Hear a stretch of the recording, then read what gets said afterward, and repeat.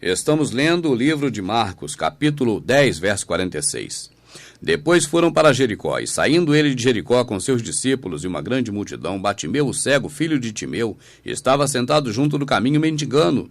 E ouvindo que era Jesus, começou a clamar dizendo: Jesus, Yoshua, filho de Davi, tem misericórdia de mim. E muitos o repreendiam para que se calasse, mas ele clamava cada vez mais alto: Filho de Davi, tem misericórdia de mim. Mas ele clamava cada vez mais: Filho de Davi, tem misericórdia de mim. E Jesus, parando, disse que o chamassem. E chamaram o cego, dizendo-lhe: Tem bom ânimo, levanta-te, que ele te chama. E ele, lançando de si a sua capa, levantou-se e foi ter com Jesus. E Jesus, falando, disse-lhe: Que quereis que te faça? E o cego lhe disse: Mestre, que eu tenha vista. E Jesus lhe disse: Vai, a tua fé te salvou. E logo viu e seguiu a Jesus pelo caminho. E logo que se aproximaram de Jerusalém, capítulo 11, verso 1, de Betfagé e de Betânia, junto do Monte das Oliveiras, enviou 2 dos seus discípulos e disse-lhe: Ide à aldeia que está defronte de vós, e rogo que ali entrardes. Encontrareis preso um jumentinho, sobre o qual ainda não montou homem algum. Soltai-o e trazei-o. E se alguém vos disser: Por que fazeis isso? Dizei-lhe que o Senhor precisa dele, e logo deixará trazer para aqui. E foram, e encontraram um jumentinho preso fora da porta entre 2 caminhos, e o soltaram. E alguns dos que ali estavam lhe disseram: Que fazeis, soltando o jumentinho? Eles, porém, disseram-lhe como Jesus lhes tinha mandado, e deixaram-nos ir. E levaram o jumentinho a Jesus, e lançaram sobre ele os seus vestidos, e assentou-se sobre ele. E muitos estendiam seus vestidos pelo caminho, e outros cortavam ramo das árvores, e espalhavam pelo caminho. E aquele que ia adiante, os que seguiam, clamavam, dizendo: Hosana, bendito que vem em nome do Senhor. Bendito o reino do Pai, Davi, que vem em nome do Senhor, Hosana nas alturas. E Jesus entrou em Jerusalém, no templo, e tendo visto tudo em redor, como fosse já tarde, saiu para Betânia com os 12. E no dia seguinte, quando saíram de Betânia, teve fome, e vendo de longe uma figueira que tinha folhas, foi ver se nela acharia alguma coisa, e chegando a ela não achou senão folhas, porque não era tempo de figos. E Jesus, falando, disse à figueira: Nunca mais coma alguém desse fruto. E seus discípulos ouviram isso. E vieram a Jerusalém. E Jesus, entrando no templo, começou a expulsar os que vendiam e compravam no templo, e derribou as mesas dos cambiadores e as cadeiras dos que vendiam pombas. E então consentia que alguém levasse algum vaso pelo templo, e os ensinava, dizendo: Não está escrito: A minha casa é casa de oração? A minha casa será chamada por todas as nações casa de oração. Mas vós a tendes feito covil de ladrões.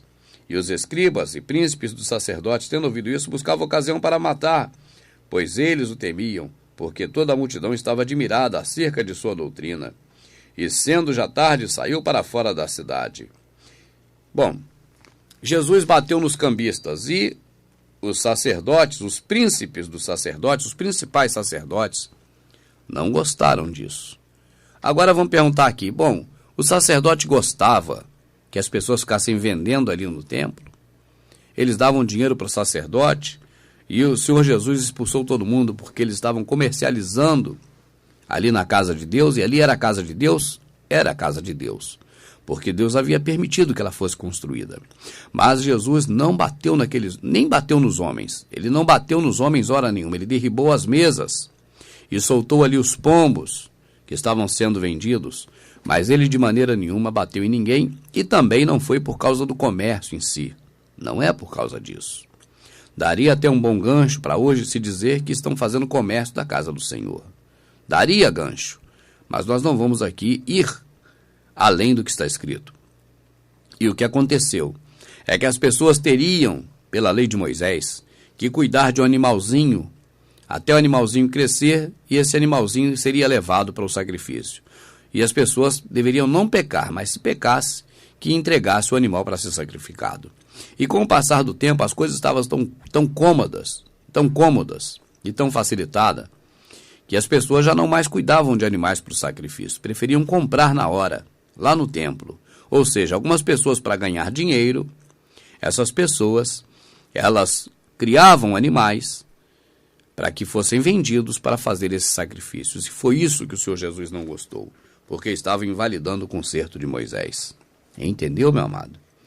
De uma certa forma também porque estavam comercializando, mas não foi só pelo comércio, mas porque as pessoas não estavam mais cuidando do animal desde novinho para ser sacrificado. Estavam preferindo comprar o poder do dinheiro. Foi contra isso que o Senhor Jesus brigou.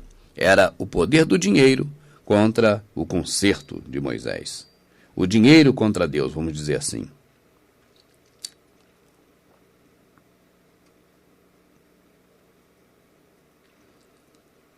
E sendo já tarde, saiu para fora da cidade. E eles, passando pela manhã, viram que a figueira se tinha secado desde as raízes. E Pedro, lembrando-se, disse: Mestre, eis que a figueira que tu amaldiçoaste se secou. E Jesus, Yoshua, respondendo, disse-lhes: Tende fé em Deus, porque em verdade vos digo que qualquer que disser a este monte: Erga-te e lança-te ao mar, e não duvidar em seu coração, mas crê que se fará aquilo que se diz, tudo o que disser lhe será feito. Por isso vos digo que tudo que pedirdes orando, credes que o recebereis, e tê-lo-eis. E quando estiver orando, perdoai, se tendes alguma coisa contra alguém, para que vosso Pai, que está nos céus, vos perdoe as vossas ofensas. Mas se vós não perdoardes, também vosso Pai, que estás nos céus, não nos perdoará as vossas ofensas. E tornando a Jerusalém, e andando ele pelo templo, os principais dos sacerdotes e os escribas e anciãos se aproximaram dele e lhe disseram: Com que autoridade fazes tu essas coisas? E quem te deu tal autoridade para fazer essas coisas? Mas Jesus respondendo disse-lhes: Também eu vos perguntarei uma coisa, e respondei-me, então vos direi com que autoridade faço essas coisas. O batismo de João era do céu ou dos homens? Respondei-me. E eles arrazoavam entre si, dizendo: Se dissermos do céu, ele nos dirá: Então por que o não crestes? Se, porém, dissermos dos homens, tememos o povo, porque todos sustentavam que João verdadeiramente era profeta. E respondendo, disseram a Jesus: Não sabemos. E Jesus lhe replicou: Também eu vos não direi com que autoridade eu faço essas coisas. Vai ser inteligente assim lá em casa, hein? Essa foi boa, deixa eu marcar aqui porque eu já tinha lido, mas não sabia onde estava.